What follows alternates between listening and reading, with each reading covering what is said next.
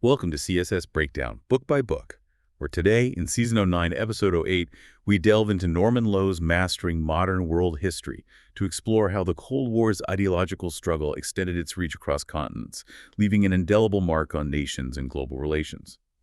When we think of the Cold War, our minds often jump straight to the U.S. and the USSR. But digging into Norman Lowe's work, you quickly realize just how much more intricate that tapestry was, with the ideological struggle playing out far beyond Europe. It's truly fascinating, isn't it, how that competition for influence really went global. It impacted local dynamics in Asia, Latin America, Africa, and the Middle East in ways that had profound, long-lasting consequences. We're really going to explore how those global ripples ended up shaping the lives of millions and redefining what international relations even meant. Okay, let's unpack this global spread. Well, the first communist state was, of course, in Russia. Lowe makes it clear that communism wasn't confined to Europe for long. Its influence quickly took root, particularly in Asia. The Chinese Communist Party, the CCP, was actually formed as early as 1921, drawing direct inspiration from the Russian Revolution. Yeah, and what's often forgotten is that they initially cooperated with the Kuomintang, the KMT, but that alliance, well, it quickly dissolved into a really brutal civil war. Right, and that whole situation was complicated even further by external pressures, wasn't it? Especially the Japanese occupation of Manchuria in '31, and then their wider invasion of China starting in 1937. Exactly. But once World War II ended, that civil war just resumed with full force. Mao Zedong's triumph in 1949 was a monumental shift. It forced Chiang Kai-shek and his nationalist supporters to flee to Taiwan, which, was then known as Formosa, and this immediately established China as the second major communist country after Russia. It was a huge deal. A huge deal. And this new communist China also moved pretty swiftly, invading and occupying Tibet in 1951, and then brutally crushing a Tibetan uprising in 1959. Which brings us directly to a major flashpoint that really, really ratcheted up the Cold War, the Korean War. That ran from 1950 to 1953. Right. So Korea itself, it was under Japanese occupation until 1945. After Japan's defeat, it got divided along the 38th parallel into Soviet and American zones. But that was initially just supposed to be temporary, right, for the Japanese surrender. That's right. The U.S. certainly never intended for that division to be permanent. I mean, the United Nations, they were strongly pushing for free elections, believing the South's larger population would easily outvote the communist North. But Cold War rivalry ultimately prevented any kind of unification. So by August 1948, you had the Republic of Korea, South Korea, formed under Syngman Rhee. Hey, just a month later, the Democratic People's Republic of Korea, North Korea, emerged under Kim Il-sung. Exactly. And both leaders, of course, claimed the right to rule the entire country. And then once Russian and American troops pulled out in 1949, it just left this highly volatile, dangerous situation. So the big question is, what spurred the North Korean invasion? It's still debated, isn't it? It really is. One theory suggests it was Kim Il-sung's own initiative, maybe even emboldened by that statement from U.S. Secretary of State Dean Acheson in early 1950. The one that seemed to exclude Korea from areas the USA intended to defend militarily. Precisely. Then you also have some sources pointing to possible encouragement from the new Chinese Communist government, which significantly was massing troops opposite Taiwan around the same time. Interesting timing. And another perspective suggests that Stalin and the Russians were behind it, wanting to test Truman's resolve and maybe strengthen Russia's position in the Pacific, especially since they'd already supplied North Korea with quite a bit of military equipment. And of course, the communists themselves claimed South Korea started it all. Right. But the most widely accepted view, at least according to Lowe's work, is that Kim Il-sung genuinely pushed for unification, and both the USSR and China basically approved promising material help while trying to avoid direct involvement themselves. Okay, now here's where it gets really interesting. President Truman, he was absolutely convinced this was Stalin's master plan, a direct challenge and part of a vast scheme to spread communism globally. He saw it as a chilling echo of Hitler's appeasement era in the 1930s, didn't he? And he was determined not to repeat those mistakes. Exactly. Truman also felt it was crucial to back the United Nations to avoid the fate of the failed League of Nations. Plus, you have to remember, he was facing intense criticism at home. From Republicans like Senator Joseph McCarthy, Yeah. hammering him for perceived inaction against communism. Right, so he was politically kind of desperate to show resolve. And that's exactly what happened. This led to a decisive shift in U.S. policy towards direct military support for South Korea. I mean, U.S. troops from Japan were actually ordered into Korea even before the UN could formally act. Wow. Before the UN? Yeah. The UN Security Council, in a critical moment, because the Russian delegation was boycotting and couldn't cast a veto, first called for withdrawal and then asked member states for aid. The USA and 14 other countries responded, sending troops, though the vast majority were American, all under General MacArthur. Okay, so the UN forces managed to stop South Korea from being completely overrun, Right. pushing the North Koreans back to the Pusan perimeter. They did. Then American Marines executed that really daring landing at Incheon, deep behind communist lines, which led to a swift North Korean collapse by the end of September. And then Truman, with UN approval, ordered an invasion of North Korea itself, aiming to unite the whole peninsula. But China explicitly warned against UN troops entering North Korea, warnings that were unfortunately ignored. UN forces pressed all the way to the Yalu River, which is right on China's frontier. So connecting this to the bigger picture, China was understandably profoundly alarmed. They feared a direct U.S. invasion of Manchuria, right? Absolutely. And in November, they launched a massive counteroffensive, pouring over 300,000 so-called volunteers into the conflict. 300,000, that's huge. It was. This drove UN troops completely out of North Korea and even recaptured Seoul. MacArthur famously wanted to use atomic bombs on Manchuria. Which Truman flatly refused. Right. Fearing a full-scale war, he opted for containment instead. MacArthur was then, very publicly removed from command. And the peace talks dragged on for 2 agonizing years after that. They did, finally concluding in July 1953, with the frontier essentially right back where it started, along the 38th parallel. So the results of this war, devastating seems like an understatement. Oh, completely. For Korea itself, it was an utter catastrophe. A country devastated, an estimated 4 million soldiers and civilians killed, 5 million left homeless. And it cemented a permanent division, fostering this intense suspicion and constant ceasefire violations that, persist to this day. And for the USA, Truman claimed success in containing communism, but domestically. Domestically, many Republicans felt it was a huge lost opportunity to destroy communism in China, and that sentiment definitely fueled the excesses of McCarthyism back home. And the UN. The UN, despite exerting its authority and reversing aggression, was predictably denounced by the communist world as nothing more than a capitalist tool. But for China, it was kind of a different story, wasn't it? Their military performance was surprisingly impressive. Very impressive. They successfully prevented Korean unification under U.S. influence and really established themselves as a formidable world power, which made their continued denial of a UN seat seem even more absurd, frankly. And this conflict added a whole new, dangerous dimension to the Cold War, right? Permanently straining U.S. relations with China, not just Russia anymore. Exactly. It also solidified a pattern of alliances spreading across Asia. China began supporting Indo-Chinese communists, offering aid to third world countries throughout Asia, Africa, Latin America. They even signed peaceful coexistence agreements with nations like India and Burma in 1954. And in response, the U.S. tried to encircle China with bases and alliances, like ANZ-US and C8. That was the strategy, yeah. ANZ-US in 51 with Australia and New Zealand, and C8, the Southeast Asia Treaty Organization, in 54. But what's interesting is that many Asian states actively wanted to remain uncommitted. Showing they didn't want to get caught in the middle. Precisely. They wanted to avoid getting caught in the direct grip of this Cold War rivalry. And of course, Taiwan, where Chiang Kai-shek's nationalist forces had fled, remained this persistent source of deep tension between the U.S. and China. Okay, so let's pivot now. Let's talk about Latin America, where the Cold War's ideological struggle also found incredibly fertile ground. Take Cuba, for instance. Right. Fidel Castro famously drove out the corrupt dictator Batista in January 1959. But what's often overlooked, I think, in the popular narrative is that Castro wasn't initially a communist. He was more of a liberal nationalist, wasn't he? His primary goal was to rid Cuba of corruption and introduce much-needed land reforms. Exactly. And what's truly fascinating here, I think, is how U.S. actions, or maybe better put, their strong reactions, inadvertently pushed Cuba directly into the Soviet bloc. How so? Well, Cubans had long resented the pervasive American influence, financial control over their industries, land, railways, utilities. The U.S. ambassador was often called the second most important man in the country. Wow. Yeah. And Cuba's economy was dangerously reliant on sugar. Wealth was highly concentrated. Unemployment was rampant. Batista's brutal dictatorship offered no path for reform. So Castro's guerrilla campaign gained popular support. Immense popular support, especially through his promises of land reform, particularly when contrasted with Batista's savage reprisals.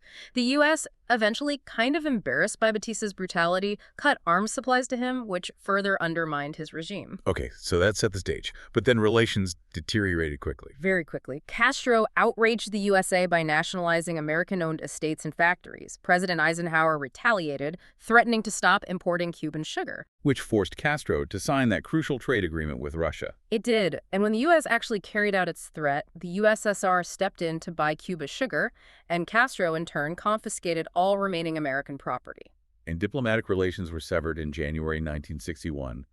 The source then mentions the Bay of Pigs invasion. Right, the infamous Bay of Pigs, and of course the Cuban Missile Crisis in 1962, a truly terrifying moment that brought the world to the brink of nuclear war.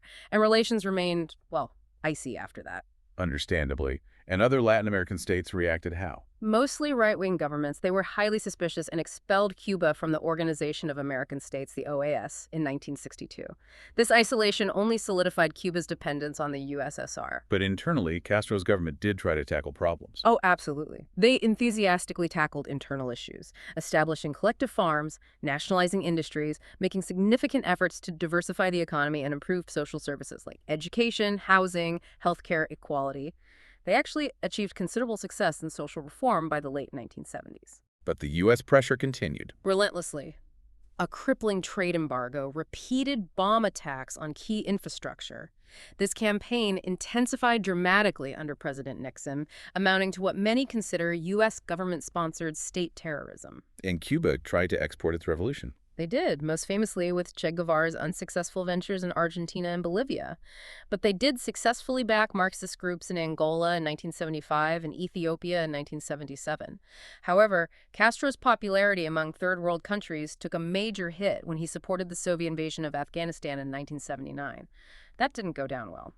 So despite those social reforms, the economy struggled, largely due to U.S. destabilization and that over-reliance on sugar. Yeah, those were major factors. And when the USSR dramatically collapsed in 1991, Cuba lost its most powerful supporter. Yet, remarkably, the regime survived, boosted somewhat by tourism and favorable oil deals with Venezuela. It's quite a story of resilience in a way. So what does this all tell us about the idea of communism actually taking hold democratically? Chile offers a really unique, though ultimately tragic, case study here. It really does. Salvador Allende, a Marxist, won the presidential election in September 1970 as the leader of a left-wing coalition. This made him the world's first Marxist leader to be voted into power through a genuinely democratic election. And Chile, importantly, had a strong tradition of democracy, didn't it? Unlike many other South American states at the time. That's a key point.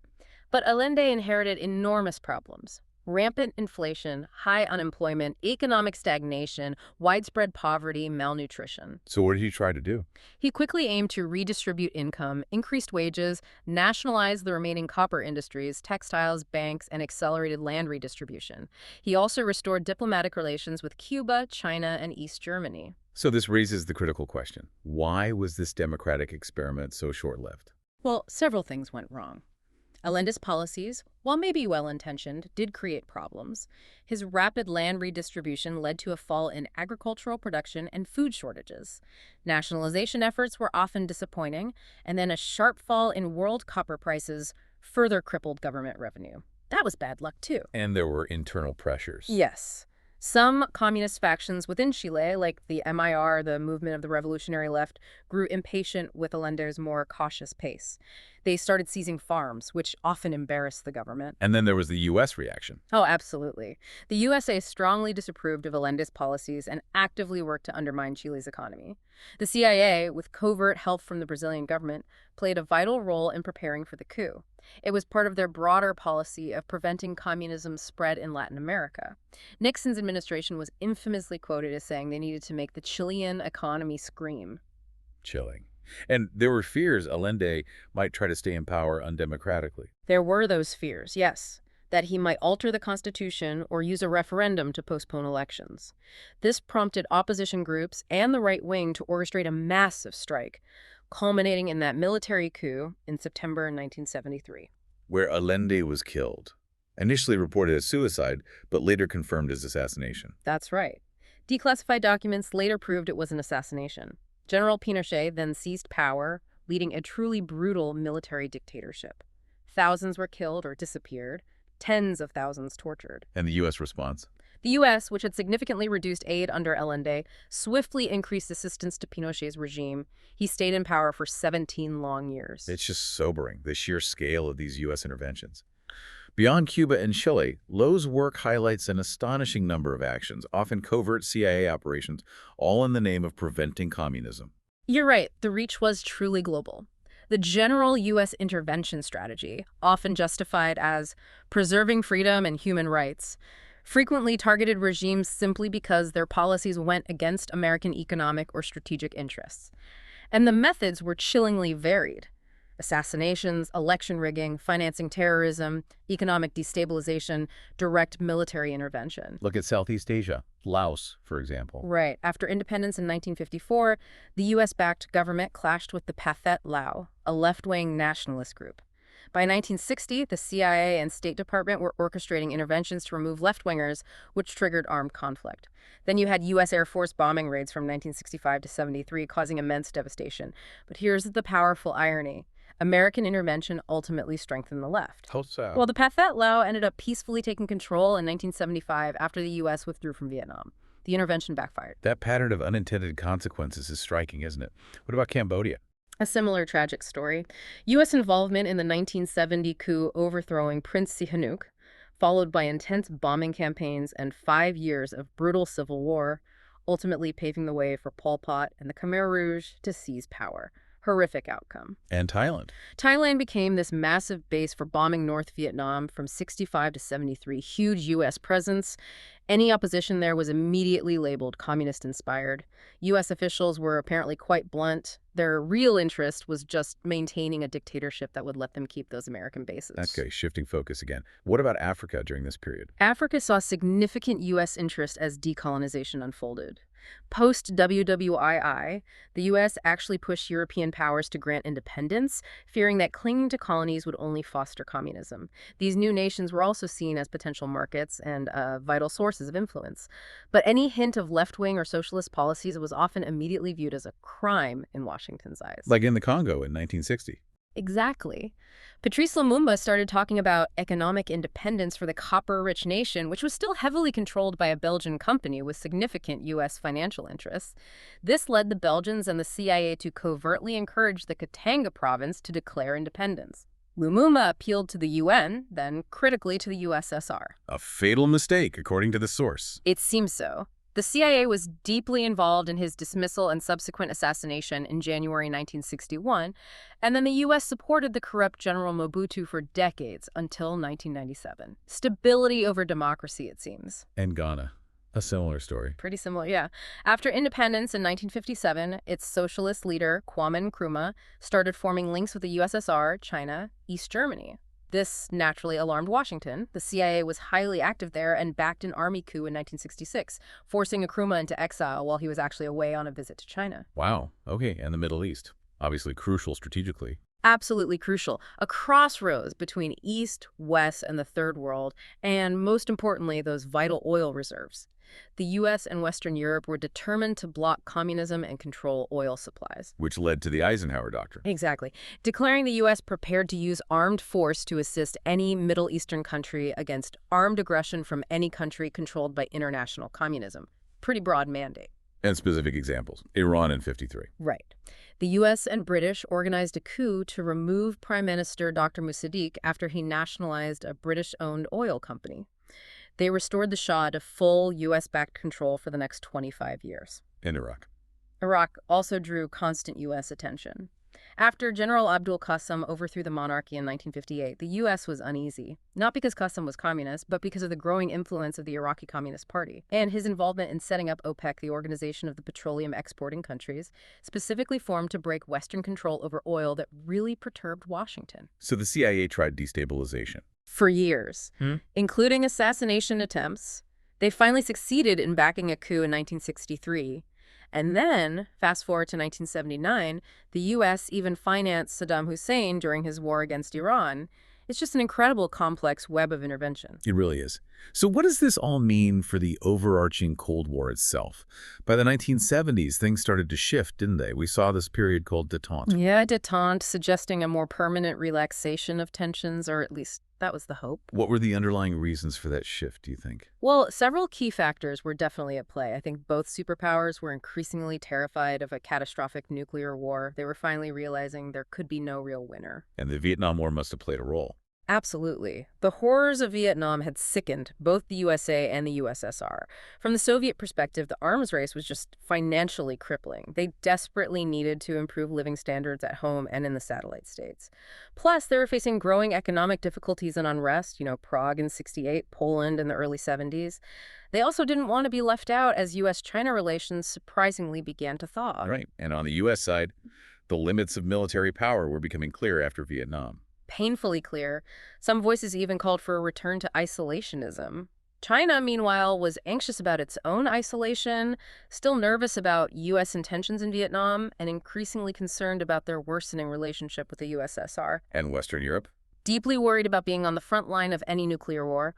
West Germany, under Chancellor Willy Brandt, famously pursued Ostpolitik, seeking better relations with Eastern Europe, kind of charting its own course. So these converging interests led to some initial steps.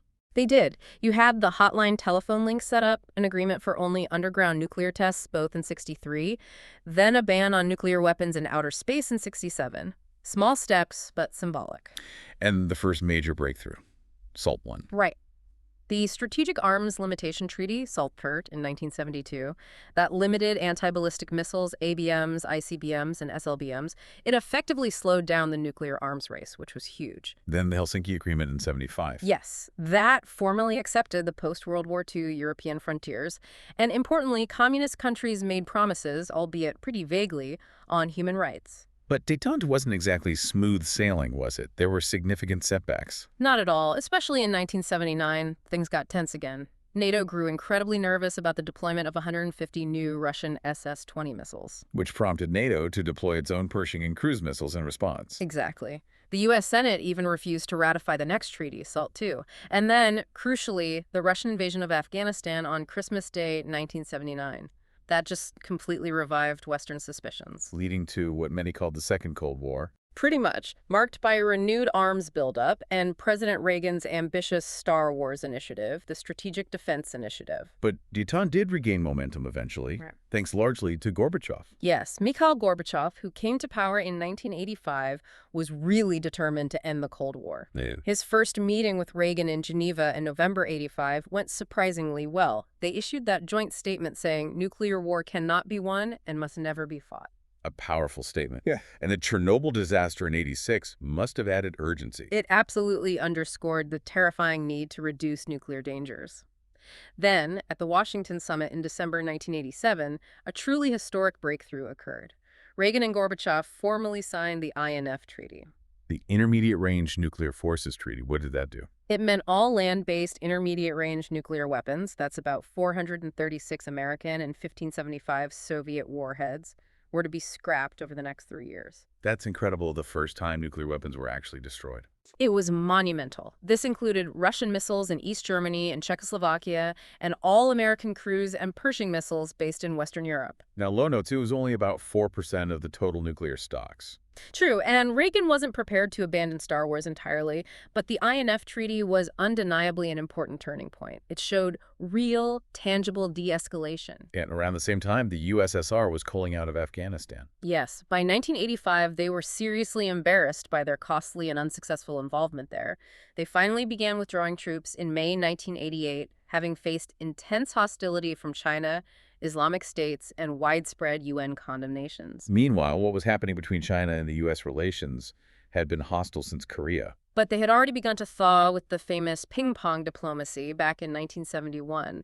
That quickly led to China's entry into the UN that very same year. Nixon's visit in '72 was huge. Absolutely historic. Truly marked a resumption of diplomatic relations after decades of isolation. Relations improved further under Carter. Yeah, in 1978, President Carter formally withdrew recognition of nationalist China, Taiwan.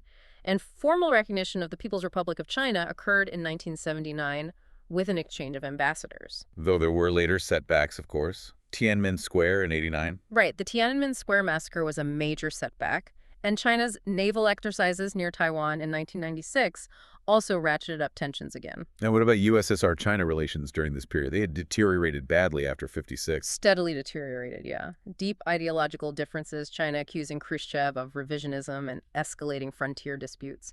They actually found themselves vying for American support in the late 1970s, which is ironic. And the Chinese attack on Vietnam in '79, which Russia supported. That brought their relations to rock bottom. However, Mikhail Gorbachev, true to his vision, actively sought a new era there, too.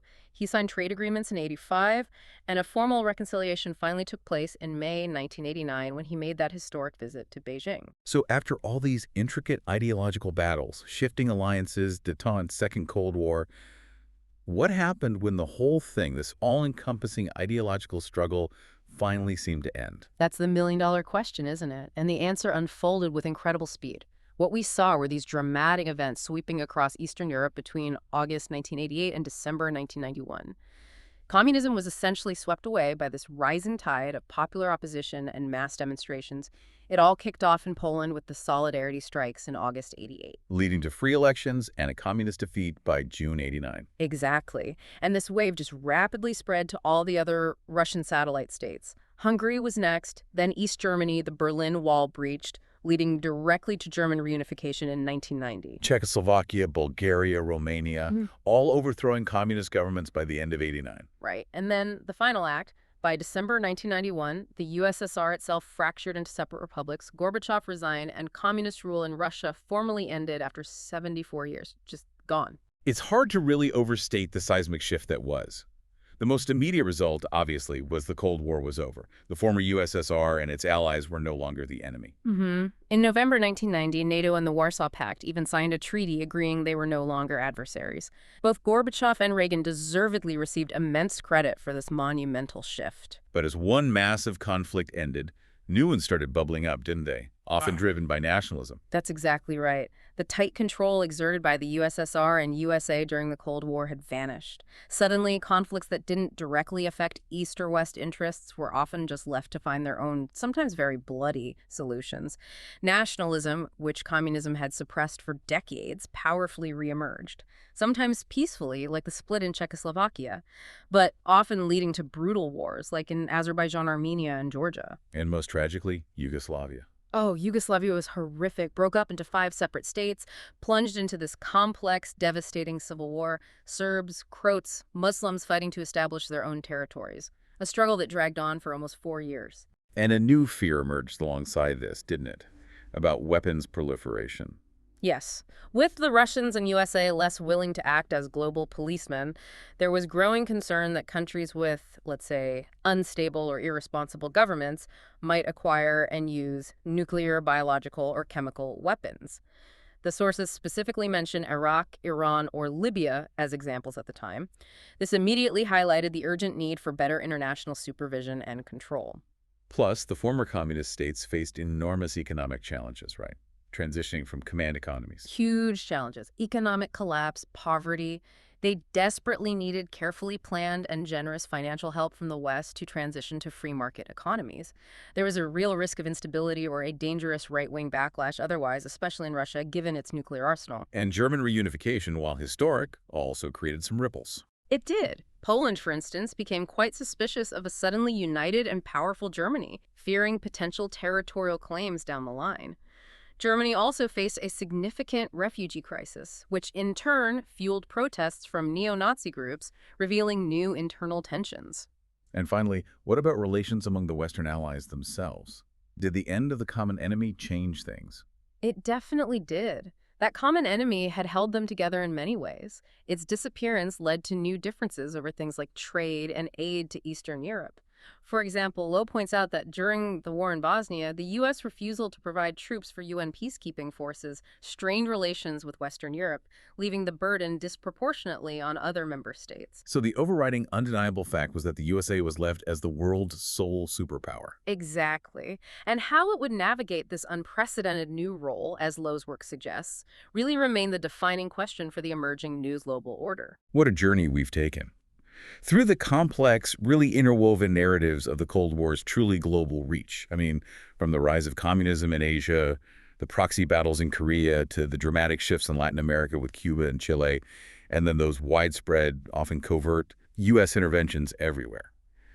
It's abundantly clear the Cold War was far more than just a U.S.-Soviet standoff. Indeed. This deep dive really shows how those ideological struggles, even when emanating from distant superpowers, profoundly impacted local histories, fueled entirely new conflicts, and ultimately reshaped the very fabric of international relations. It left an indelible mark on almost every corner of the world. So for you, our listener, as you reflect on this critical chapter of history, maybe consider this provocative thought. Even though the Cold War officially ended decades ago, how might the patterns of intervention we discussed, the reemergence of nationalism, and maybe the economic challenges born from that era, how might they continue to influence geopolitical events and shape our world today?